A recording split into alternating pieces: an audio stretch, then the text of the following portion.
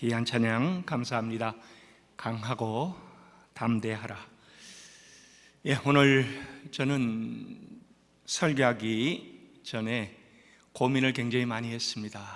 이 설교를 어떻게 자를까? 저녁 식사할 적에 우리 월비전 합창단이 식사를 받고 전부 다 자리에 가서 앉아 있는데 식사를 안 해요. 기도 다 하고 식사를 받았는데 왜 식사를 안 할까 그랬더니 마지막 합창단이 앉고 나서 그 다음에 같이 날마다 우리에게 이 찬송을 하고 나서 그 다음에 식사를 하는데요. 저도 어릴 때부터 이 찬송 많이 했습니다. 식사 앞에 놓고 날마다 우리에게.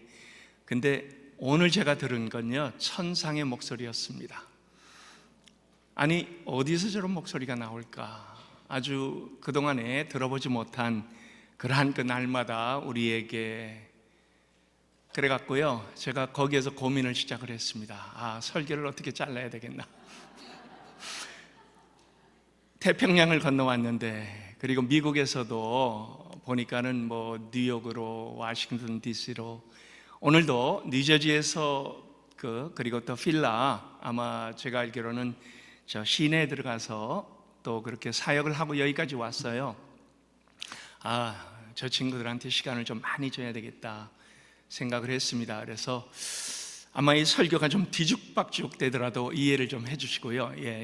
준비한 대로 하지 못하고 엑기스만 뽑으려다 보니까 지금 머릿속에 혼돈이 가고 있습니다. 오늘 말씀을 보니까요, 바울이 특별하게 영으로 기도하고 마음으로 기도하며 영으로 찬송하고 마음으로 찬송한다. 근데 이게 앞뒤 문맥과 어떻게 연결이 되어 있는가 굉장히 중요한 부분입니다. 근데 그걸 설명하려고 하다가 제가 그냥 다 포기했습니다.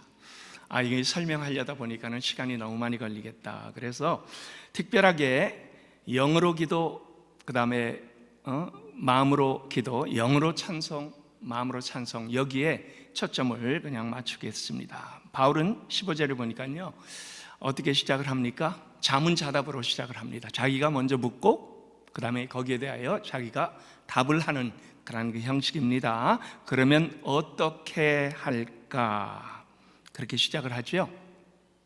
그리고 거기에 대하여 답을 줍니다. 영과 마음이 합하여 우리가 기도하고 영과 마음이 합하여 찬양하는 것, 그리고 바로 그러한 그 찬양 속에 내 기도가 들어있고 또 내 기도 속에 찬양이 들어있다라고 그렇게 얘기를 합니다.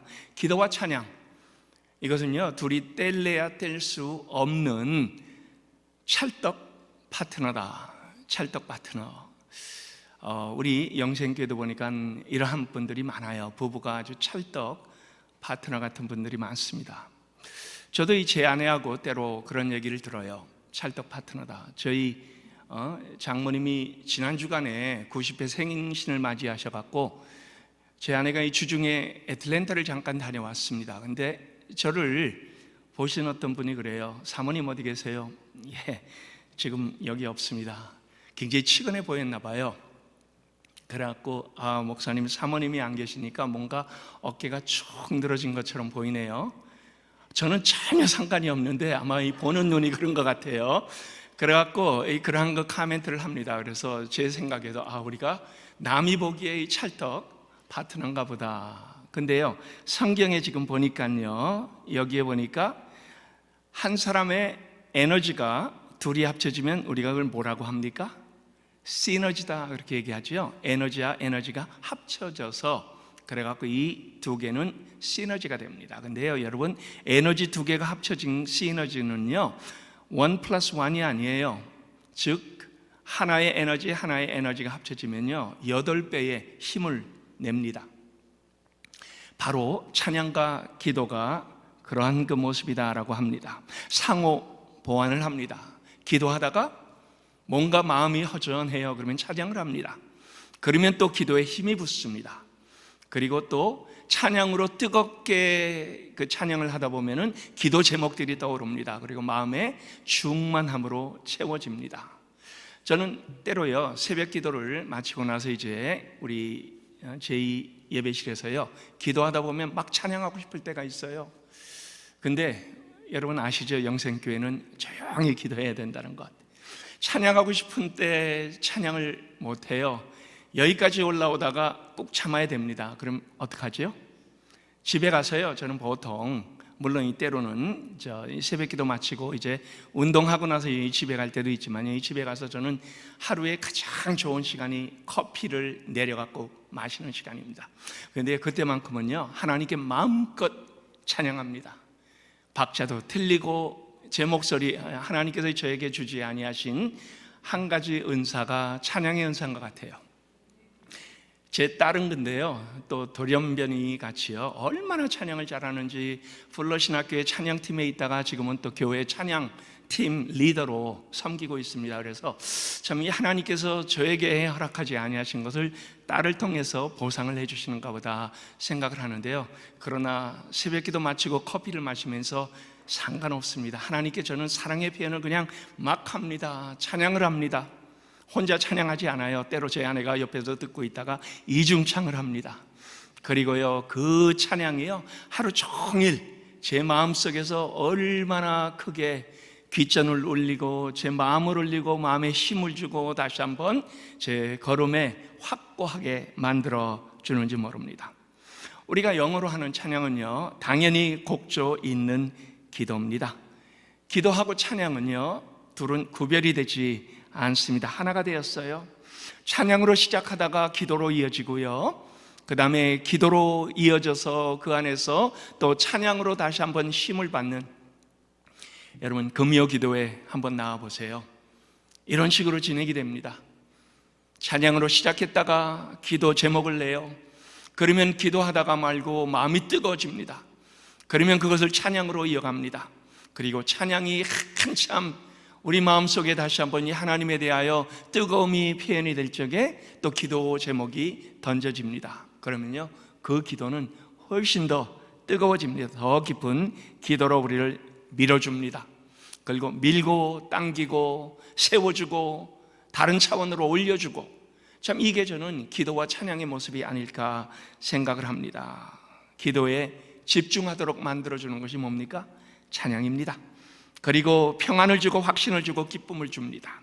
그리고 그 안에서 또 우리 안에 때로는 우리가 아직 기도에 대한 응답을 받지 못했다 할지라도요, 마음에 엄청난 평안으로 채워줍니다. 왜요?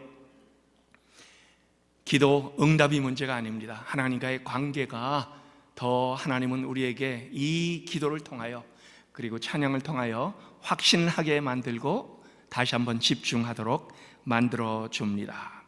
여러분 시편에 보니까 이러한 그 표현들이 많이 나오지요. 시편은요, 그냥 기분 좋을 때 시 한 편 읽는 그러한 그 정도가 아닙니다. 인생의 고난 속에서, 이 시편의 가장 많은 부분들이 그거예요. 인생의 고난 속에서 하나님만 붙잡은 사람의 그 마음속에 하나님께서 얼마나 위로를 주시는가. 근데 여러분이 아세요? 시편은 그냥 시가 아닌 것, 시편은 찬양인 것 아세요? 미국에 있는 한 어떤 교단은요, 시편만 사용하여 찬양하는 그러한 그 교단도 있습니다. 이렇게 찬양하다 보면요, 어느덧 세상과 나는 간 곳 없고 구속한 주만 보이도다. 여러분 그런 마음 들 때 있지요? 문제는 하나도 안 보여요.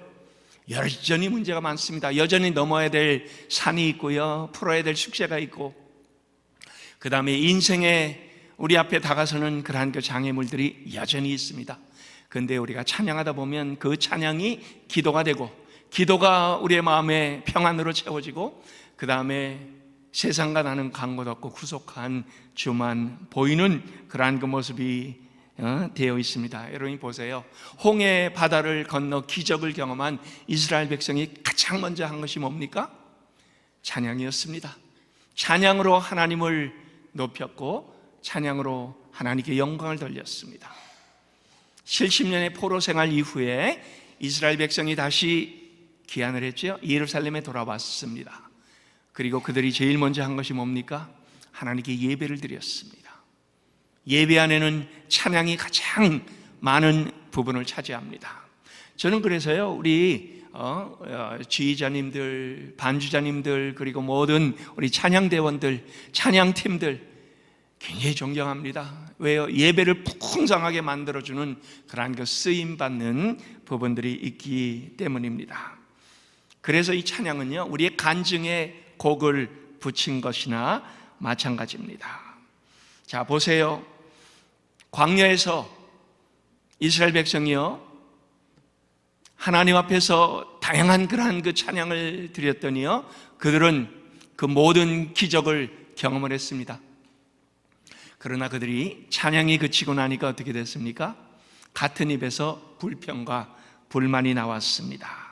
그리고요, 원망과 패배와 무기력함으로 대신 채워지는 그러한 그 모습을 우리가 보게 되었습니다. 마음에 불안을 줍니다.